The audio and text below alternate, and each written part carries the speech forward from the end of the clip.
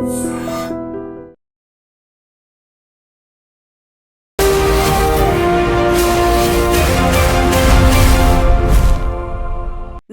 Welcome to I dream social spotlight with Kavitha. Vinesh Phogat Olympics లో wrestling ఫైనల్లో 100 గ్రాముల బరువు ఎక్కువ ఉంది అనే దాంతో డిస్క్వాలిఫై చేశారు. అసలు ఆ వెయిట్ మెయింటెనెన్స్ అనేది ఎందువల్ల చేయలేకపోయారు? ఎవరి లోపం కనిపిస్తోంది? అంతకు ముందు రోజు బాగా ఆడినటువంటి వినేష్ సడన్ గా ఫైనల్లో డిస్క్వాలిఫై చేయడానికి గలటువంటి కారణాలేంటి? అర్హతలు ఎలా ఉంటాయి? మనతో పాటుగా ఉన్నారు sports medicine expert doctor Bakhtiyar Chaudhary గారు. సార్ నమస్కారం. నమస్తే. మనం స్పోర్ట్స్ గురించి మాట్లాడుతున్నాం. ఇప్పుడున్నటువంటి ప్రస్తుత పరిస్థితుల్లో అంతకు ముందు బాగా ఆడింది, 3 గేములు అయిపోయాయి. ఫస్ట్ ఉమెన్ రెజ్లర్ ఫైనల్ కి వెళ్ళడం అనేది, ఆ సెలబ్రేషన్ అనేది మనం 24 గంటల పాటు కూడా సెలబ్రేట్ చేసుకోలేదు. ఇమ్మీడియట్ గా ఫైనల్లోకి ఎంటర్ అయిపోయింది. తను రింగ్ లో దిగబోతోంది అనుకున్నప్పుడు ఏంటి న్యూస్? అసలు ఎందుకు డిస్క్వాలిఫై చేశారు? చూడండి, మామూలుగా మన ప్లేయర్స్ అందరు కూడా కొన్నిసార్లు వెయిట్ మేనేజ్మెంట్ ప్రోగ్రామ్ చేస్తారు. ఫర్ ఎగ్జాంపుల్, నేను ఒక వెయిట్ కేటగిరీ ఎక్కువ వెయిట్ ఉన్నాను అంటే నేను ఎక్కువ వెయిట్ ఉన్న వాళ్ళతోటి ఫైటింగ్ చేయాలి. ఫర్ ఎగ్జాంపుల్ 70 to 75 కిలోస్లో నేను ఉంటే నాకంటే ఎక్కువ బరువు ఉన్న వాళ్ళతోటి ఫైటింగ్ చేయాలి. కానీ నేను దాన్ని కొంచెం తగ్గిస్తే నాకంటే తక్కువ బరువు ఉన్న వాళ్ళతోటి ఫైట్ చేయడం ఈజీ, ఎందుకంటే నా బలం వాళ్ళకంటే ఎక్కువగా ఉంటుంది. తరచుగా బాక్సింగ్, రెజ్లింగ్ వీటిలో మనం ఈ వెయిట్ మేనేజ్మెంట్ వల్ల కేటగిరీని మార్చడం తరచుగా జరిగేది. అయితే దీంట్లో ఒక డేంజర్ ఏంటంటే, ఒకటేమో మన మామూలు వెయిట్ని ఆ కేటగిరీ గురించి తగ్గించడానికి ప్రయత్నం చేస్తాం. నెంబర్ 1, వెయిట్ని మనం తగ్గించడం కూడా తక్కువ సమయంలో తగ్గించాలని ప్రయత్నం చేస్తాం. అంటే డ్రాస్టిక్గా ఆహార పదార్థాలు మానేసి తర్వాత వెంటనే ఎక్సర్సైజ్ ఎక్కువగా చేసి, అంటే మనం ప్రిపేర్ అయిందంతా ఒకదానికి, దీనికి ఎక్కువ కష్టపడాల్సి వస్తుంది. అవును. తర్వాత మూడోది, మరీ బార్డర్లో ఉన్నాం అనుకోండి, ఇప్పుడు అదే జరిగింది. మరి 100-200 గ్రాముల్లో తక్కువ ఉన్నప్పుడు ఒక గులాబ్ జామ్ తినడమో ఏదో ఒక ఐటమ్ ఏదైనా ఎక్కువ తిన్నా కూడా ఒకసారిగా మనం వెయిట్ పెరిగే అవకాశం ఉంది. So there is a danger if you're in a border line weight. ఐడియల్గా మన వెయిట్లో ఉన్నవాళ్ళు మన వెయిట్లో ఉన్న కేటగిరీతోనే ఫైట్ చేయాలి. కాకపోతే కాంపిటీషన్ టఫ్గా ఉంటుంది. మన దేశమే కాదు, అన్ని దేశాల వాళ్ళు దీన్ని ప్రయత్నం చేస్తారు. సో ఇటుంటప్పుడు కొంచెం నిర్లక్ష్యంగా ఉండడం, జాగ్రత్త లేకపోవడం వల్ల ఏమవుతుందంటే 100 గ్రాములు కూడా ఒలింపిక్స్ లిమిట్లో ఉన్నప్పుడు అది లెక్కలోకి వస్తుంది. ఎందుకంటే ఒలింపిక్ రూల్స్ ప్రకారము ఒకసారి డిస్క్వాలిఫై అయితే దానికి ముందు వరకు వచ్చిన మార్కులు కూడా పోతాయి. పాపం ఆల్రెడీ సెమీఫైనల్స్ గెలిచే ఉంది కదా, వరల్డ్ నెంబర్ 1 ని ఓడించింది కదా. అంత గొప్ప ప్లేయర్ కూడా ఒక చిన్న మిస్టేకే అనొచ్చు దీన్ని. అంటే ఎవరి మిస్టేక్ అని మనం చెప్పలేము. ఒక టీం ఉంటుంది, వాళ్ళందరూ కూడా ఏం చేయాలి? వెయిట్ మేనేజ్మెంట్ మనం చేయాలి అంటే దాదాపు 6 వారాల నుంచి 8 వారాలు, అంటే 1.5 నెల నుంచి 2 నెలల వరకు మనం ఈ ప్రోగ్రామ్ని చేయాలి. ఎక్సర్సైజ్ ప్రోగ్రామ్ని, long endurance programme, weight management అంటే మనం చేసే ప్రతి ఎక్సర్సైజ్ కూడా కేవలం కొవ్వుని కాల్చగలగాలి. సడన్ గా వెయిట్ తగ్గించాలంటే ఏం చేస్తాం? ఆహారాన్ని మానేయడము, క్యాలోరీస్ తగ్గించడం, ఇవన్నీ చేయడం వల్ల ఏమవుతుందంటే కండ కరిగిపోతుంది. కండ కరిగితేనే సడన్ గా ఎక్కువ వెయిట్ డ్రాప్ అవుతుంది. కానీ ఐడియల్ వెయిట్ మేనేజ్మెంట్లో మేము ఏం చేస్తామంటే కండను కరిగించకుండా కొవ్వుని మాత్రమే కరిగించే పద్ధతిని పాటిస్తాం. అయితే తన కేసులో ఏమై ఉండొచ్చు అంటే, మరి బార్డర్లో ఉంది అమ్మాయి. బార్డర్లో ఉన్నప్పుడు ఎప్పుడైనా డేంజరే. చూడండి, 100 గ్రాములు ఏముంది, ఒక బెల్ట్ కట్టుకున్న 100 గ్రాములు వస్తుంది. ఐడియల్లీ ప్లేయర్స్కి వెయింగ్ ఏమవుతుంది? మినిమల్ క్లోత్స్ అవుతుంది. కాబట్టి వాళ్ళు ఒలింపిక్స్ లాంటి ప్రదేశంలో ఉన్నప్పుడు చాలా జాగ్రత్తగా ఉండాలా. ఎందుకంటే ఇది మీ మెడల్ కాదు, ఇది భారతదేశం మెడల్. రెండవది చెడ్డ పేరు కూడా. ఒక ప్లేయర్ని గోల్డ్ మెడల్ నుంచి డిస్క్వాలిఫికేషన్ అంటే మనందరికీ తలవంపే. పాపం ప్లేయర్కి కూడా చాలా ఇబ్బంది, వాళ్ళ గురువుకి, వాళ్ళ పెద్దనాన్నకి. ఎందుకంటే వాళ్ళందరిది మంచి రెజ్లింగ్ ఫ్యామిలీ. ఆలోచించండి, ఎక్కడో ఒక తప్పు జరిగింది, ఆ టీం సరిగా ఇవాల్యుయేట్ చేయలేదు, ప్రాపర్గా డ్యూరేషన్ ఇవ్వలేదు, ఇంత టైంలో చేసి చేయాలని. తర్వాత బహుశా అమ్మాయి కూడా అన్ని రూల్స్ పాటించకపోవచ్చు, నిర్లక్ష్యం కూడా ఒక బాధ్యత ఉండొచ్చు. సో ఇన్ని కలగూర గంప, ఎంతో మంది తప్పులు చేస్తే ఒకరికి పనిష్మెంట్ దొరుకుతుంది, దేశానికి పనిష్మెంట్ దొరుకుతుంది. ఇది ఇప్పుడు కాదు, బాక్సర్ తరచుగా మేము చూస్తుంటాం. మేము ఆర్మీలో ఉన్నప్పుడు మా బాక్సర్స్ ఏం చేసేవాళ్ళు, ఎక్కువ వెయిట్ ఉన్నాడు కొంచెం బరువు తగ్గించి తక్కువ వెయిట్ ఉన్న కేటగిరీకి దూరడానికి ప్రయత్నం చేస్తారు, ఎందుకంటే వాళ్ళకి అది అడ్వాంటేజ్. కానీ ఈ నేపథ్యంలో చాలా తప్పులు జరిగే అవకాశం ఉంది. సో ఫస్ట్ పాయింట్, అలా చేయకూడదు.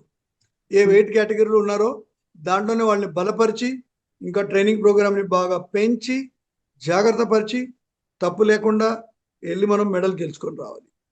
So I feel sorry about this case. మనం ఏం చేద్దాం, ఏం చేయలేము. అయితే డాక్టర్, ఇప్పుడు ఒక్క రోజులో 2.7 kgs తగ్గడం సాధ్యం? ఒక్క రోజు కూడా కాదు, అది కొన్ని గంటల వ్యవధిలో. దానికి తను సోనాబాద్ చేయాల్సి వచ్చింది, స్టీమ్ తీసుకుంది, ఆ తర్వాత కొన్నిసార్లు వినిపిస్తోంది తన బ్లడ్ తీశారు అనేది, హెయిర్ కట్ చేశారు. ఇన్ని రకాల టార్చర్స్ అవసరమా? నిజంగా ఎవరు చేశారో కానీ వాళ్ళకు దండం. ఎందుకంటే నేను కూడా ఎన్నోసార్లు నేషనల్ టీమ్స్ తోటి టోర్నమెంట్స్కి వెళ్ళాం, కానీ I have never encouraged anyone to do this. నిజంగా ఆమె ఇప్పుడు గెలిచి కూడా ఉండకపోవచ్చు ఇంత వీక్నెస్ తోటి. అది ఒక అన్యాచురల్ మెథడ్, అది చేయకూడదు. దట్స్ వై ఈ ప్రాబ్లం అయింది. ఇది ఒక ప్రొలాంగ్డ్ స్టేజ్లో, అలా అంటే అందరూ బరువులు ఉండే వాళ్ళందరూ ప్రపంచంలో తగ్గిపోయి సన్నగా అవ్వాలి కదా. ఇలాంటి పద్ధతులు చేయకూడదనే కదా ఒక పెద్ద weight management programme, gradual diet programme. ముఖ్యంగా ఒక అథ్లీట్కి, ప్లేయర్కి తిండిని మనం డ్రాస్టిక్గా తీసేస్తే వాడి పర్ఫార్మెన్స్ కూడా డౌన్ అయిపోతుంది, అర్థమైందా? సో దీన్ని నేను గొప్పగా అనుకోను. వీళ్ళు చేసిన పద్ధతి, వీళ్ళు అవలంబించిన ఒక ప్లాన్ సరిగ్గా లేదు. అందుకనే మనందరికి కూడా ఒక మెడల్ పోయింది, తలవంపు వచ్చింది. నిజంగా ఆమె గెలిచి ఉండేదో కాదో కూడా నాకు డౌటే. అయినప్పటికీ ఫైనల్ కు పోయింది, ఓడిపోయినా సిల్వర్ వస్తుంది అనేటువంటి కాన్ఫిడెన్స్, అంతే. అదే అనుకోవాలా? ఇంకా అదే అనుకున్నారు. కానీ సిల్వర్ ఎప్పుడు వస్తుంది? ఓడిపోతే వస్తుంది, కానీ డిస్క్వాలిఫై అయితే రాదు కదా. సో దీన్ని రాబోయే తరాలు వాళ్ళు కూడా చాలా జాగ్రత్తగా ఆలోచించాల్సిన విషయం. మీ బరువుని ఒక నెలకి బేసిక్లీ 2-3 కిలోల కంటే బరువు ఎవరు తగ్గకూడదు. దానికంటే ఎక్కువ తగ్గితే లీన్ బాడీ మాస్, అంటే మన కండలు, బోన్స్ కూడా కరిగిపోతాయి. ఎందుకంటే కొవ్వు అంత ఈజీగా కరిగించలేము.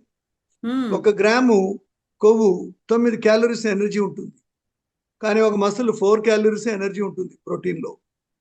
సో మనం మసిల్ని బ్రేక్ డౌన్ చేసేస్తూ బరువుని తగ్గించడం అనేది ఒక శాస్త్రీయమైన పద్ధతి కాదు, not a scientific method. So exercise ద్వారా మనం గ్రాడ్యువల్గా బరువుని తగ్గించాలి, ఫ్యాట్ బర్నింగ్ ప్రోగ్రామ్ చేయాలి, మసిల్ని మెయింటైన్ చేయాలి, అర్థమైందా?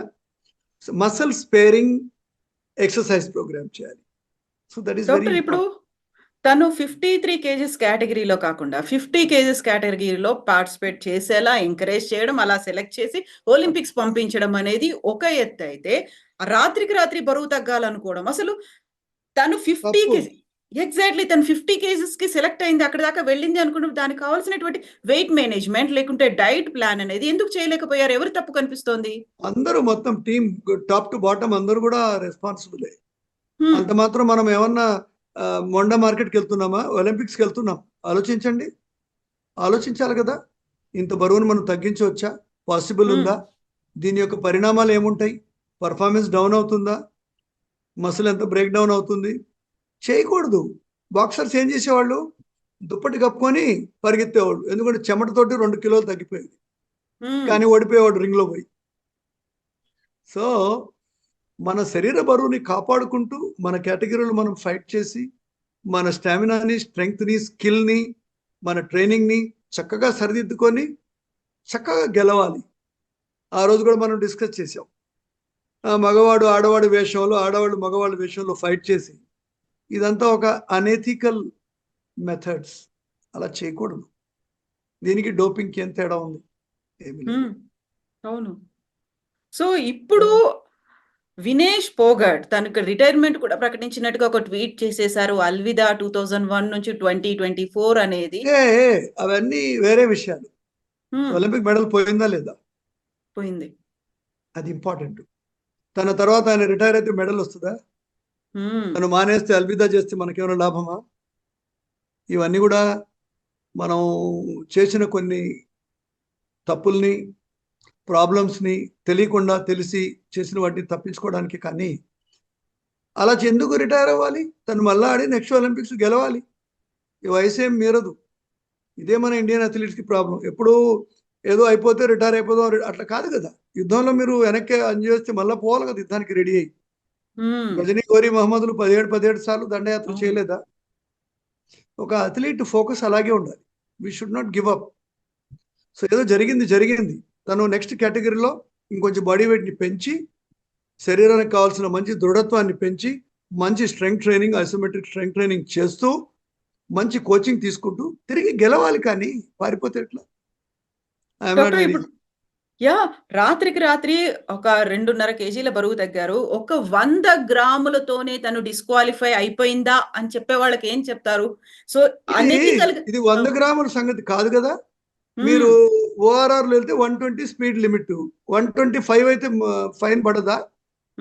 అంటే మీ 120 కంటే చాలా తక్కువ ఉండాలి కదా. 100 గ్రాములు తక్కువ ఉండాలి. మీరు కరెక్ట్ కూడా కాదు, అప్పర్ లిమిట్లో కూడా ఉండకూడదు.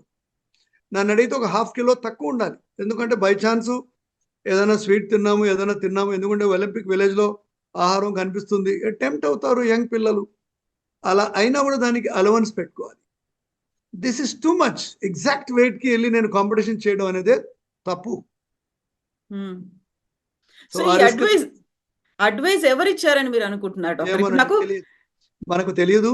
ఎందుకంటే చాలా గొప్ప గొప్ప వాళ్ళు ఉన్నారు దీంట్లో. అసలు చేయగలిగిన వాళ్ళు ఇక్కడ కూర్చొని టీవీలో మాట్లాడుకుంటున్నాం. సో అందరూ ఎక్స్పర్ట్సే ఇండియాలో. ఎవరికి ఏం చేస్తారో మనకు తెలియదు. అనవసరం మనం వేరే వాళ్ళ గురించి చెప్పుకోవడం. దంగల్ మూవీ కూడా ఫ్యూచర్ లో వేరే అథ్లీట్స్ చేయకూడదు. గుణపాఠం మనం నేర్చుకోవాలి. వేరే ప్లేయర్స్, ముఖ్యంగా బాక్సర్స్, వెయిట్ లిఫ్టర్స్, రెజ్లర్స్, వీళ్ళు తరచుగా చేసే ప్రాక్టీస్ ఇది కొత్త ఏం కాదు. దీన్ని మీరు చేయకూడదు. ఇది తప్పు. మీ కేటగిరీలో మీరు ఫైట్ చేయాలి. మీ ఫైటింగ్ స్కిల్ని పెంచుకోవాలి. మీరు ఇంకా దృఢత్వాన్ని పెంచాలి. మీరు గెలవాలి. అంతేగాని ఇవన్నీ పారిపోయే పద్ధతులు మనం చేయకూడదు. దొంగతనం ఎప్పుడో ఒకసారి బయటపడుతుంది, దొరుకుతాం కదా. ఎస్ డాక్టర్, ఇప్పుడు మీతో మాట్లాడుతుంటే గుర్తొచ్చింది దంగల్ మూవీ కూడా ఈ పొగట్ ఫ్యామిలీదే కదా. గీతా, బబీతా వాళ్ళకు కూడా వెయిట్ మేనేజ్మెంట్ కి సంబంధించి ఎగ్ ఇవ్వాలా వద్దా అనేది కోచ్ కి ఫాదర్ కి మధ్యలో అయ్యేటువంటి ఒక కాన్ఫ్లిక్ట్, యుద్ధం లాంటి వాతావరణం అక్కడ కనిపించింది. సో ఇప్పుడు అయింది కూడా పొగట్, సేమ్ అదే ఫ్యామిలీకి చెందినటువంటి ఇంకొక అమ్మాయి. అది గొప్ప. ఒక ఫ్యామిలీ నుంచి ఎంతో మంది రావడం, వాళ్ళ ఫ్యామిలీ కల్చరే మంచి రెజ్లింగ్ నేర్చుకోవడం. కానీ సైంటిఫిక్ పద్ధతుల్ని ఇగ్నోర్ చేయడం తప్పు. ఎందుకంటే ఒక వెయిట్ మేనేజ్మెంట్ అనేది స్పోర్ట్స్ మెడిసిన్లో చాలా గొప్ప భాగం. దాన్ని మీరు సరిగా పాటించాలంటే మంచి ఎక్స్పర్ట్స్. నేను కూడా ఒకసారి 14 కిలోలు ఒక ఇండియా అబ్బాయికి తగ్గించాను. కానీ ఎంత టైము? 12 వారాలు పట్టింది. ఆ అబ్బాయి రోజు 4 గంటలు పరిగెత్తేవాడు రోజు. తర్వాత ఆహార నియమాలు సరిగ్గా, కానీ ఆయన కండ వెయిట్ పడిపోకుండా ఫ్యాట్ బర్నింగ్ ప్రోగ్రామ్, అంటే ఎన్నో రెస్ట్రిక్షన్స్, సప్లిమెంట్స్ ఇస్తూ, నిబంధనలు పాటిస్తూ ఒక ఎక్స్ట్రీమ్ కేసులో తగ్గించగలం. కానీ ఒలింపిక్స్ లాంటి కండిషన్ పోయేటప్పుడు, మనం అటువంటి టోర్నమెంట్కి పోయేటప్పుడు రిస్క్ తీసుకోకూడదు. రిస్క్ ఫ్రీ బిహేవియర్ ఉండాలి మనకు. ఎందుకంటే అది ఒక పినాకల్. ఎవరెస్ట్ శిఖరం ఎక్కేటప్పుడు నేను ఆక్సిజన్ సిలిండర్, తప్పు సిలిండర్ తీసుకెళ్తానంటే ఎట్లా? అలాంటిది ఇది. కాబట్టి దీన్ని రాబోయే దినాల్లో ప్లేయర్స్ అందరూ, కోచెస్ అందరూ దీన్ని గుర్తించాలి. మాలాంటి ఎక్స్పర్ట్స్ అడ్వైస్ తీసుకోవాలి. వాళ్ళు తప్పకుండా we can reduce weight, but in a scientific method over a period of time. శరీరం దెబ్బ తగలకుండా, హెల్త్ పోకుండా, కండ కరిగిపోకుండా. అది కానీ ఏందో మనం బ్లడ్ తీయడము, జుట్టు కత్తిరించడం, ఏమన్నా దేవుడి హుండీలో వేస్తున్నాము జుట్టు కత్తిరించి. So wrong practices lead to wrong results. Wrong results put the country in shame. Doctor, మీరే కనుక ఆ రాత్రి పూట వినేష్ పొగట్ తో ఒలింపిక్స్ లో ప్యారిస్ లో ఉంటే ఏం చేసేవాళ్ళు? ఇదే కాన్ఫ్లిక్ట్ ఎదురైంది, లేకుంటే ఇలాంటిదే ఒకటి వచ్చింది ఇష్యూ అంటే ఏం చేస్తారు? నేనేం తగ్గించిన వెయిట్ ని 100% తగ్గించను. నెక్స్ట్ వెయిట్ కేటగిరీలో ఫైట్ చేయి. హ్మ్. అసలు ముందు అటువంటి వాళ్ళతో వెళ్ళను నేను. ఎందుకంటే ఇటువంటి ఆ ఒక యాటిట్యూడ్ ఉన్నప్పుడు తప్పులు చేస్తూ ఉంటారు జనాలు. అర్థమైందా? అందరూ చేస్తారు వేరే దేశాల వాళ్ళు, కానీ చాలా ప్లాన్ గా చేస్తారు. ఇప్పుడు డోపింగ్ లో కూడా మన వాళ్ళు ఎందుకు దొరుకుతారు ఎక్కువగా? మన వాళ్ళు, చైనా వాళ్ళు, అమెరికా వాళ్ళు ఎందుకు దొరకరు? వాళ్ళు దొంగతనం చాలా నేర్పరితనంతో చేస్తారు. డోపింగ్ ల్యాబ్స్ ఉన్నాయి వాళ్ళు, ప్రతిసారి టెస్ట్ చేస్తారు. అట్లా మోసాన్ని కూడా చాలా పెయిన్ ఫ్రీగా చేస్తారు వాళ్ళు. అర్థమైందా? కానీ మన వాళ్ళు పాపం ఆ కోచ్కి తెలియదు, ఎవరో ఏదో అడ్వైజ్ ఇస్తారు, పిల్లలు తెలియదు, లాస్ట్లో పట్టుబడి దేశం పేరే చెడిపోతుంది. ఎంతమంది పట్టుబడలేదు ఇప్పటికి కదా? సో అలా చేయకూడదు, చాలా జాగ్రత్తగా ఉండాలి. అన్ని గైడ్ లైన్స్, నిబంధనలు చక్కగా ఉన్నాయి, వాటిని మనం పాటించాలి. ఒక ఫేర్ ప్లే చేయాలి, మనం అన్ఫేర్ గేమ్ ఉండకూడదు. మన కెపాసిటీ బాగుంటే మనం సంపాదించుకుంటాం. ఇప్పుడు పివి సింధు సిల్వర్ మెడలిస్టు, మనం ఓడిపోలేదా? ఓడిపోతారు. జయాపజయాలు, దైవాధీనాలు, ఎన్నో ఫ్యాక్టర్స్ ఉంటాయి దానికి. మీరు ఆ రోజు పీక్ పర్ఫార్మెన్స్ లో లేరు, మీరు ఆడలేరు. So it is not one factor by which you going to win. There are lot many factors. So మీరు దాన్ని గుర్తుపెట్టుకోవాలి. ఎక్స్పర్ట్స్ కూడా చాలా జాగ్రత్తగా అడ్వైజ్ ఇవ్వాలి. ఇక్కడ మన ఇండియాలో ప్రతి ఓడు అడ్వైజరే. వాట్సాప్ ఉన్నోళ్ళు అందరూ అడ్వైజర్సే, వాళ్ళు ఏమైనా చేస్తారు. సో రాంగ్ అడ్వైజ్ దూరంగా ఉండాలి. ముఖ్యంగా పేరెంట్స్, చిన్న పిల్లలు, ఆటవాళ్ళు ఉండేటువంటి పేరెంట్స్ చాలా జాగ్రత్తగా ఉండాలి. ఇటువంటి ప్రాక్టీసెస్కి అలవాటు పడకూడదు. ఒకరోజు ఒక పేరెంట్ చెప్తాడు, వాడు ఓన్లీ 14 years బాయ్, రేపు పొద్దున్న క్రికెట్ మ్యాచ్ ఉంది సార్, వీడికి దెబ్బ తగిలింది, ఏదైనా నొప్పి ఇంజెక్షన్ ఇచ్చేయండి. చెప్పిన ఇది లాస్ట్ మ్యాచ్ అవుద్ది, వాడికి నొప్పి ఇంజెక్షన్ ఇస్తాను, నొప్పి తగ్గిస్తాను, ఆ ఇంజురీ డబుల్ అయిపోతుంది, ఇంకెప్పుడు క్రికెట్కి పనికిరాడు. అయినా పర్వాలేదు సార్, నేను ఇవ్వలేదు, కానీ ఎక్కడో తీసుకొని ఉండొచ్చు. అలా అని రాంగ్ ప్రాక్టీస్ వల్ల మంచి మంచి పొటెన్షియల్, అంటే మంచి సత్తా ఉన్న పిల్లలందరూ కూడా పైకి రాలేకపోవడానికి కూడా ఒక కారణం. కాబట్టి పిల్లలతో చాలా జాగ్రత్తగా ఉండాలి. వాళ్ళ పొటెన్షియల్ని మనం ఏమీ చేయకూడదు. ఒలింపిక్స్ అనేది ఒక పెద్ద యుద్ధం. ఇది, దాన్ని పోవడానికి చాలా తపస్సు చేయాలి, చాలా టైం పడుతుంది, తప్పులకి ఆస్కారం లేదు. సో ఐఎమ్ షూర్ ఫ్యూచర్లో కూడా ప్రతి 4 ఏళ్ళకు ఒలింపిక్స్ వస్తూనే ఉంటుంది, గెలవచ్చు, ఏముంది, మెడల్స్కి జనాభాకి ఏం కనెక్షన్ లేదు. So you can win. Yes, doctor. Thank you so much, doctor. Thank you. Thank you. Namaskaram. Thank you.